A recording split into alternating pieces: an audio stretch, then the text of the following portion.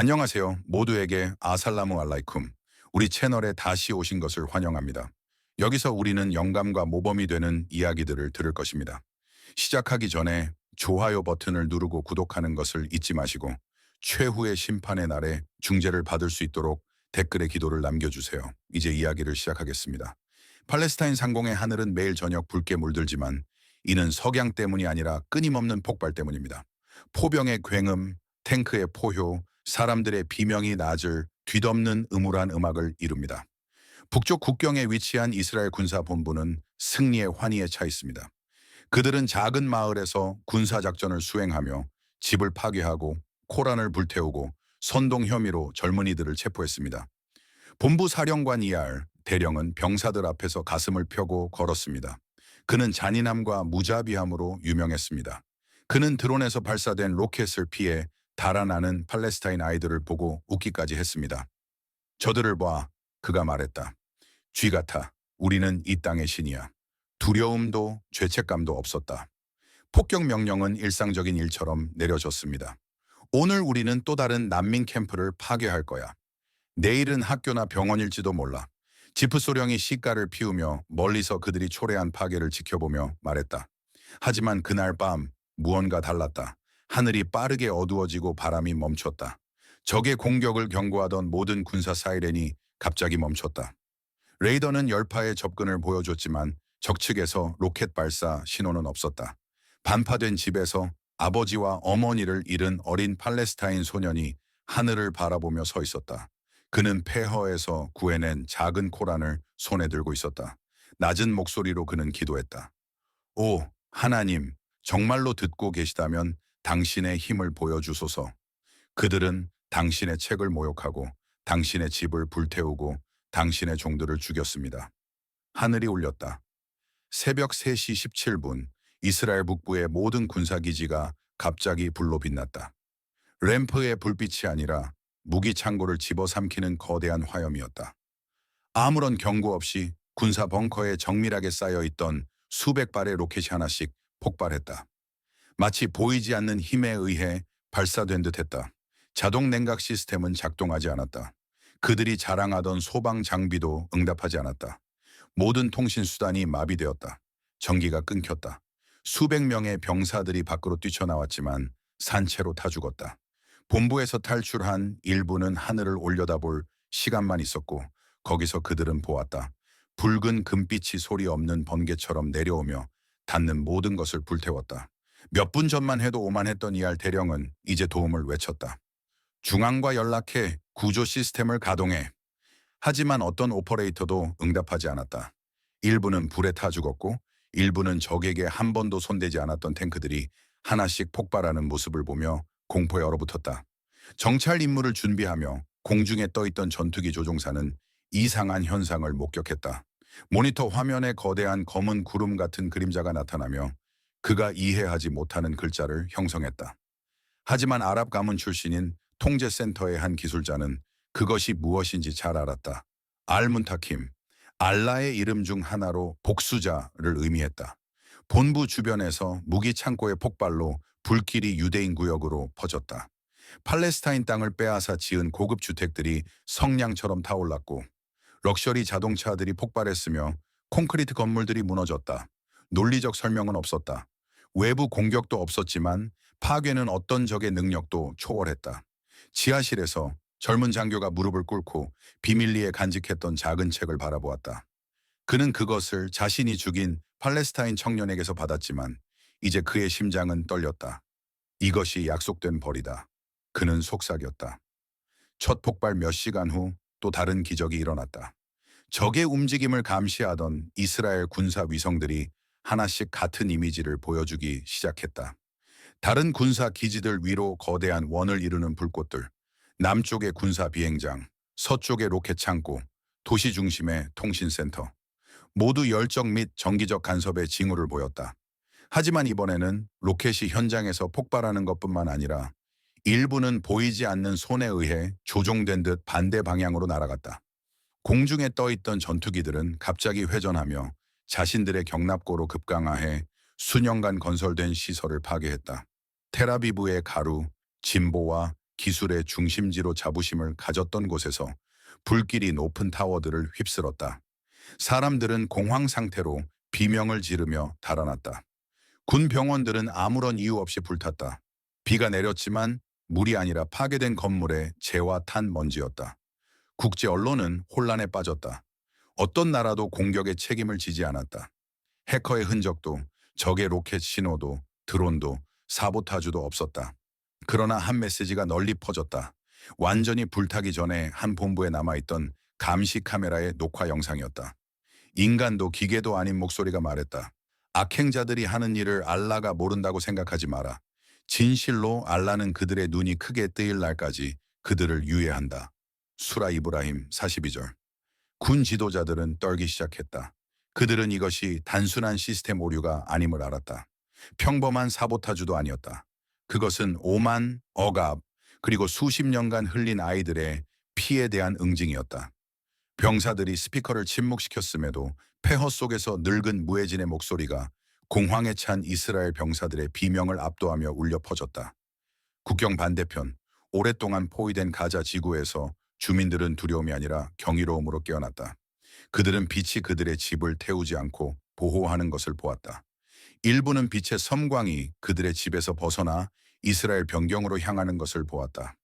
한 노학자가 눈물을 흘리며 기도했다. 오 알라, 당신의 힘이 무한함을 보여주셨습니다. 당신은 돌을 보호로, 하늘을 군대로, 불을 정의의 무기로 만드셨습니다. 한편 이스라엘 고위 군사 지휘부는 지하 벙커에 모였다. 그들은 지역 최강의 군사력이 단 한 발의 정로켓도 없이 하룻밤 사이에 마비되었다는 것을 믿을 수 없었다. 이건 터무니없어, 한 장군이 외쳤다. 군사 전술이 아니야. 뭔가 다른 거야. 이건 벌이다. 유대인으로 이슬람으로 개종한 할머니의 코란을 몰래 읽던 젊은 기술자가 속삭였다. 하늘에서 구름이 소용돌이를 형성했다. 비도 폭풍도 아닌 일종의 에너지 파동이었다. 레이더 카메라와 위성은 이를 포착하지 못했지만 이를 본 사람들의 눈은 하늘이 분노했음을 즉시 이해했다. 현대 지구 역사에 기록되지 않은 현상. 팔레스타인 캠프를 공격하기 위해 준비된 여러 로켓이 공중에서 폭발했다. 마치 보이지 않는 무언가에 의해 튕겨진 듯. 세계에서 가장 진보된 것으로 여겨지던 아이언돔 시스템조차 명백한 이유 없이 내부에서 폭발했다. 하늘은 불의에 떨었고 땅은 그저 위로부터의 명령을 따랐다. 기술의 빛으로 빛나던 도시는 완전한 어둠 속에 잠겼다. 이스라엘의 국가 전력망이 완전히 붕괴됐다. 태양광 에너지 저장소와 핵발전소도 갑자기 고장났다. 병원들은 전기가 끊겼다. 수천 명이 공격 때문이 아니라 발밑에 땅이 뜨거워지며 도망치기 시작했다. 마치 모든 것이 내부에서 타오르는 듯 한 병사가 초소 근처의 땅에 균열을 발견하고 파보려 했지만 화상을 입었다. 불이 땅에서 솟아올랐다. 용암도 마그마도 아닌 그냥 불이었다. 물로도 끌 수 없는 불. 일부 주민들은 이를 저주라고 불렀지만 그것이 그들이 직접 불태운 고대책에 쓰인 마지막 경고임을 몰랐다. 예루살렘에서 한때 무슬림과 나란히 살았던 나이든 유대인 여성이 비밀리에 간직한 코란 조각을 들고 절뚝이며 걸었다. 그녀는 울며 말했다.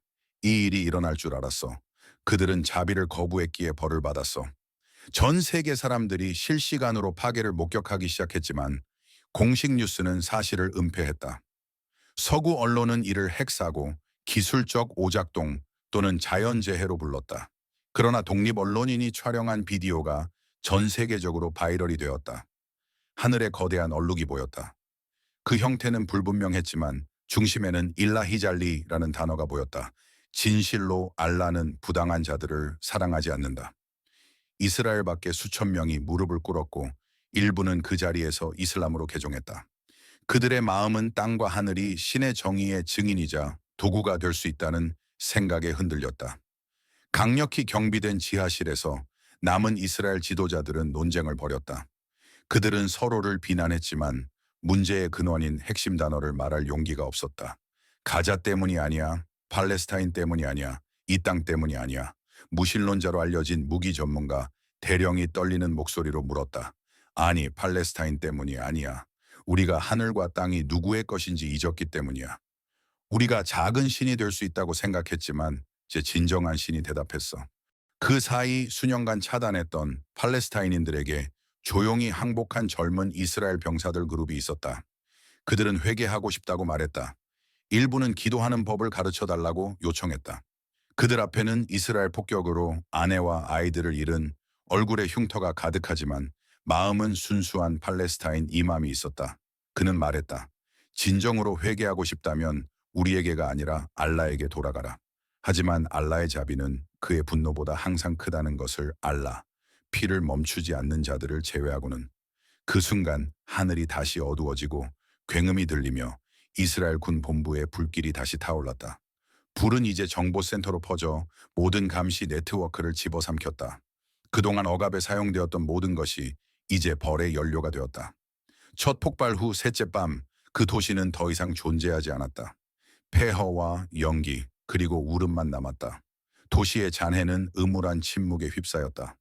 바람은 파괴된 건물의 재를 흩뿌리며 마치 살아있는 시체처럼 걷는 사람들의 몸에 쌓였다. 그들은 죽은 것이 아니라 자신과 그들의 권력에 대한 믿음을 잃었기 때문이었다. 이스라엘의 군사적 지배를 상징하던 콘크리트 벽은 이제 갈라지고 무너졌다. 일부 지역에는 이상한 흔적이 나타났다. 남은 병사들 중 몇몇이 벽에 다가가 읽을 수 없는 글자를 보았다.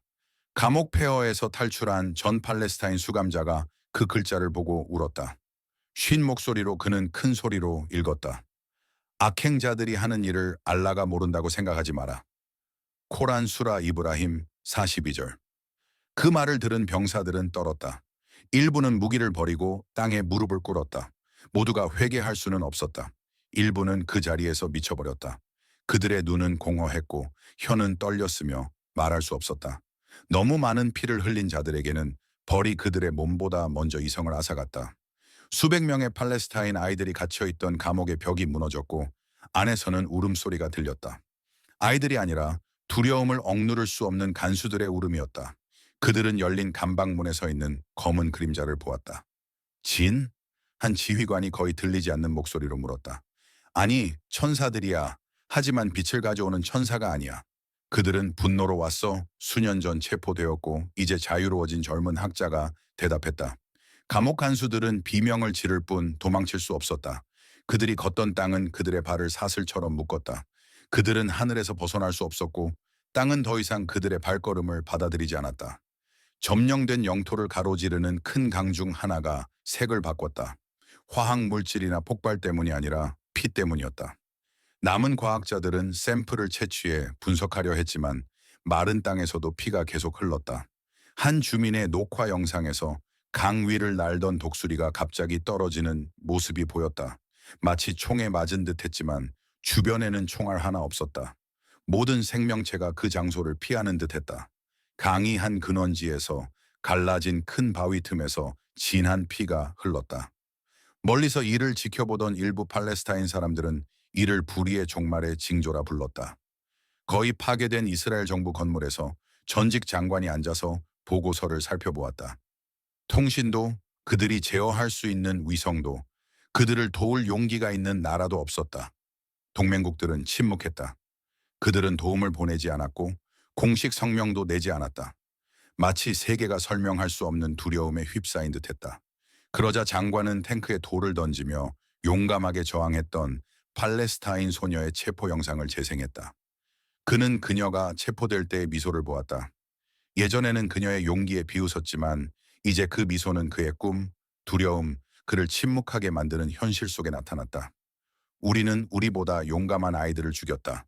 우리는 피 위에 나라를 세웠지만 이제 피가 우리를 익사시킨다. 그는 울었지만 눈물은 이미 그에게 내려진 분노를 되돌릴 수 없었다. 이스라엘 군에 의해 포위되고 종종 모독되었던 알-악사 모스크에는 이제 불안한 침묵이 감돌았다. 모스크 부지에는 단 한 명의 병사도 남아있지 않았다. 그들은 죽지도 도망치는 모습도 보이지 않고 사라졌다. 여러 나라에서 온 울레마들이 두려움으로 가득 찬 마음으로 도착했다. 그들은 상상할 수 없는 것을 목격했다.